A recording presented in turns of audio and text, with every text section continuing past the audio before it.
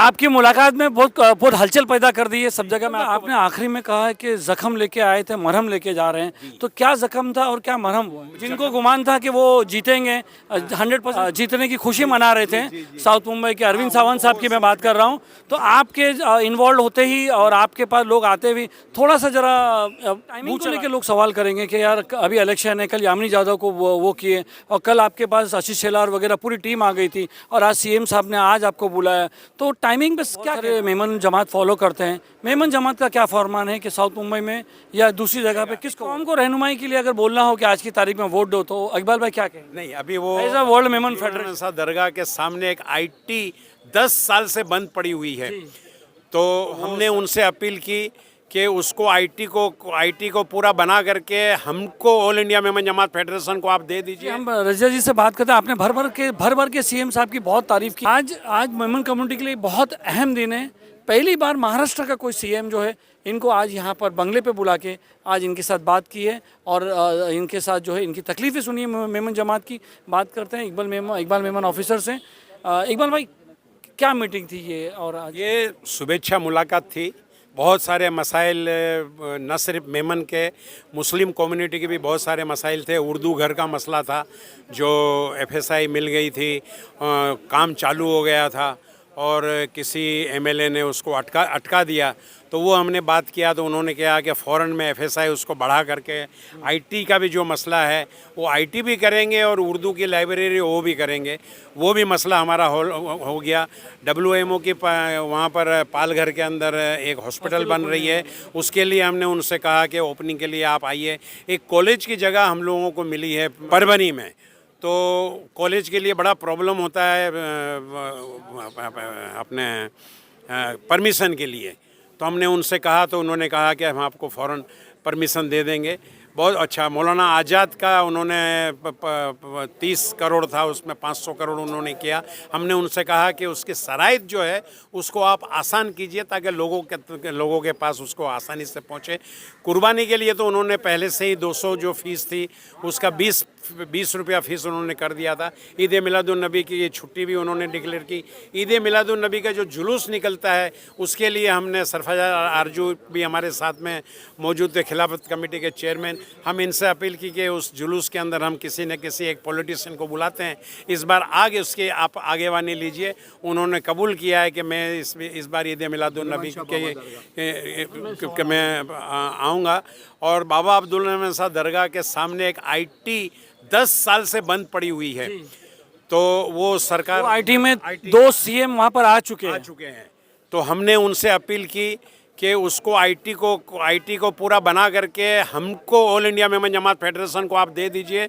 अच्छी तरह हम उसको मेंटेनेंस करेंगे। उन्होंने लिखा है कि हम आपको कोशिश करेंगे वो आईटी की पूरी बिल्डिंग आपको देने के लिए। इकबाल भाई, आपने आखिरी में कहा है कि जख्म लेके आए थे, मरहम लेके जा रहे हैं, तो क्या जख्म था और क्या मरहम हुआ? जख्म तो ये सारे थे। हमने कहा था कि महाराष्ट्र के अंदर हमारी मेमन बरादरी है, वो ऐसे हंगामे हो जाते हैं कि लाखों करोड़ों रुपया जो मेहनत से पसीने से ये लोग कमाते हैं और एक दिन में तबाह और बर्बाद हो जाते हैं और बेचारे 2 कपड़े से बाहर निकलते हैं।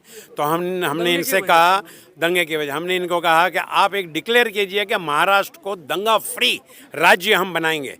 तो उन्होंने लिखा और उन्होंने जवाब भी दिया कि हमने ऑर्डर दिया है महाराष्ट्र के अंदर कहीं भी दंगा नहीं होगा। उन्होंने ये भी कहा कि इनको रिपोर्ट थी कि और इन्होंने पुलिस को इंस्ट्रक्शन दिया था कि कहीं पर भी कुछ भी नहीं होना चाहिए। हाँ, तो इन्होंने बताया कि कुछ हमको पता चला कि कहीं कुछ लोग जो हैं हरकत कर रहे हैं और वो दंगा करवाने की कोशिश कर रहे हैं, तो हमने डीजी वगैरह को बुला करके सख्त इंस्ट्रक्शन दिया कि कहीं भी दंगे नहीं होने चाहिए।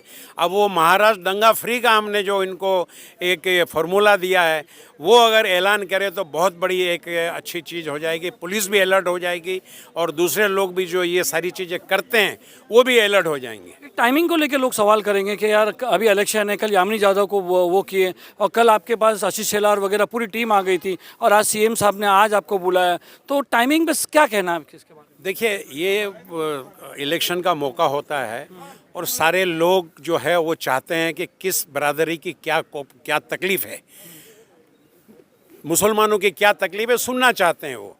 तो ये मौका अच्छा है। हम उनको बताया कि हमारी और खुलेआम हमने बताया कोई हमने उनकी कोई वो नहीं किया कि हम आपको वोट देंगे, आपके तरफ हैं, हम आपका फेवर करेंगे, हमारी पूरी कम्युनिटी को हम लेकर के आए हैं, उनका वोट दिला देंगे। ये कोई हमने एक उन्होंने बार मांगा भी नहीं। उन्होंने भी नहीं मांगा कि आप हमको वोट दीजिए, हमने भी नहीं कहा कि आपको हम वोट देंगे। ये खैर सगाली का दौरा था और एकता और भाईचारे की बात हुई। हमको इतनी तसल्ली हुई कि ये सीएम जो है वो काम करने वाला है, काम करता है, और हमको तसल्ली दिया। इंशाअल्लाह अब हमको तो लगता है कि और लोगों और सीएम की तरह ये खाली वायदा नहीं करेंगे और काम करेंगे। और इसके बाद एक बात बड़ी अच्छी उन्होंने कही कि भाई ये आपके दरमियान और हमारे दरमियान कम्युनिकेशन गैप था, आप भी हमारे पास नहीं आते थे, ऐसी मीटिंगें अब हम किया करेंगे, आएंगे। जाते जाते भी उन्होंने कहा कि मेरे पीए का आप नंबर ले लीजिए, उनसे बात कीजिएगा, और आइंदा भी इसी तरह की मीटिंग हम रखेंगे, बातचीत करेंगे, हमारे मसाइल को हल करेंगे। आपकी जो भी तकलीफ़ होगी आप हमारे पास लेके आना, वो तकलीफ़ को आपके हम दूर करेंगे। इतना आपको बहुत सारे मेमन जमात फॉलो करते हैं, मेमन जमात का क्या फरमान है कि साउथ मुंबई में या दूसरी जगह पे किसको वोट दिया जाए?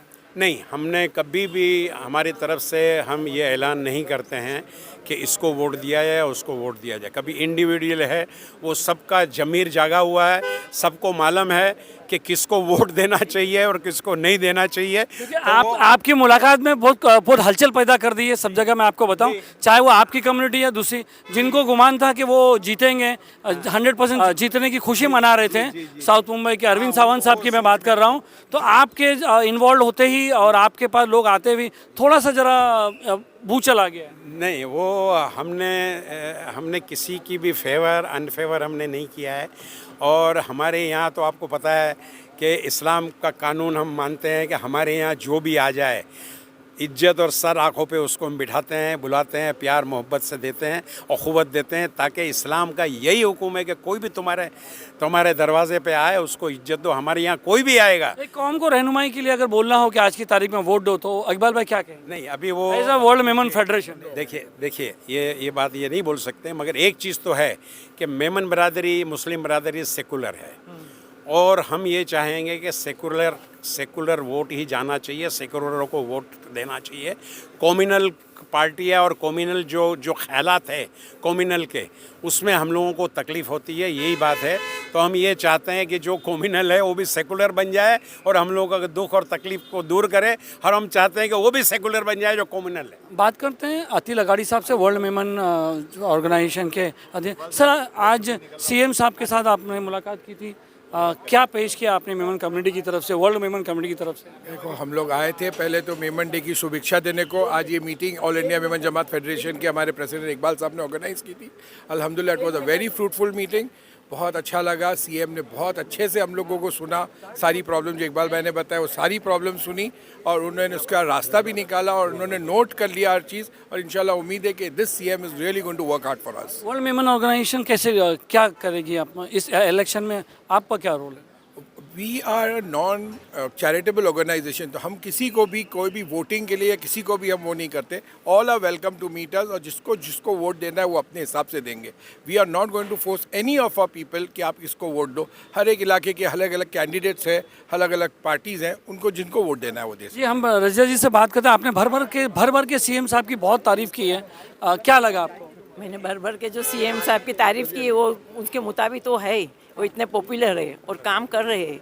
पहली बार ऐसा लगा कि कोई सीएम आया जो हमारी फरियाद सुन रहा है, इसलिए हम लोगों ने माशाल्लाह। मुझे मदर टेरेसा का किताब आज उन्होंने दिया, कंफर्म किया। ऐसा तो मुझे टेरेसा का हिसाब मिले, लेकिन उन्होंने आज कंफर्म किया, ये मेरी बड़ी खुशनसीबी है और मैं इसके लिए बहुत खुश हूँ। Thank you.